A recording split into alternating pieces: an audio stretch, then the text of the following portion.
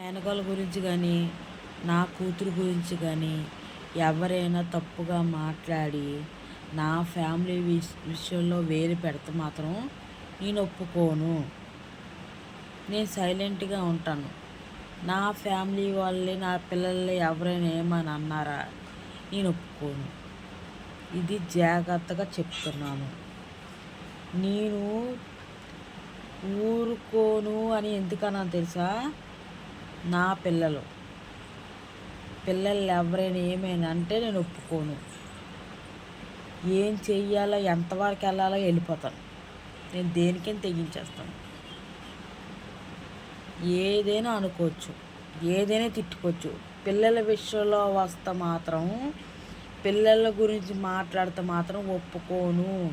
నా పేక తెగిపోయినా సరే పిల్లల గురించి నా ప్రాణం పెడతాను.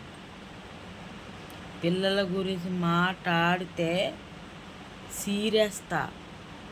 అమ్మ దాంట్లో నుంచి ఎలాగొస్తే అలా తోసిస్తా.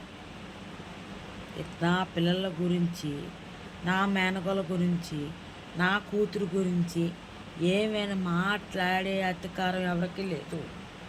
ఎవరి పిల్లల గురించి ఎవరు మాట్లాడే అధికారం లేదు.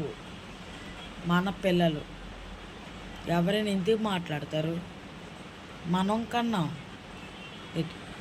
అందరూ కనలేదు కదా. మీకు పిల్లలు ఉన్నారు కదా. ఏమో ఆ పిల్లలు అన్నోళ్ళకి మీ పిల్లలు తగులుతాయేమో. నేను అలాగన్ను. ఎందుకంటే అందరి పిల్లలు ఒకటే. నీ పిల్ల నా పిల్ల అందులో ఆ గర్భముల నుంచి వచ్చిన పిల్లలే. పిల్లల గురించి ఎప్పుడు మాట్లాడకూడదు. బుద్ధిలేని మాటలు బుద్ధిలేని మాటలు, చెత్త మాటలును. ఇది ఎవరికి ఎట్టాలో వాళ్ళకి ఎట్టానండి.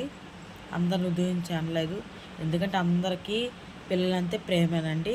ఎవరు పిల్లలు ప్రేమ లేకంటే ఎవరు ఉండరు. ఏ తల్లి తండ్రినా ఎంత కస్సాయ తండ్రి తల్లి అయితేనే అలా ఉంటారండి. పిల్లలు ప్రేమ లేకంటారా ఏంటి?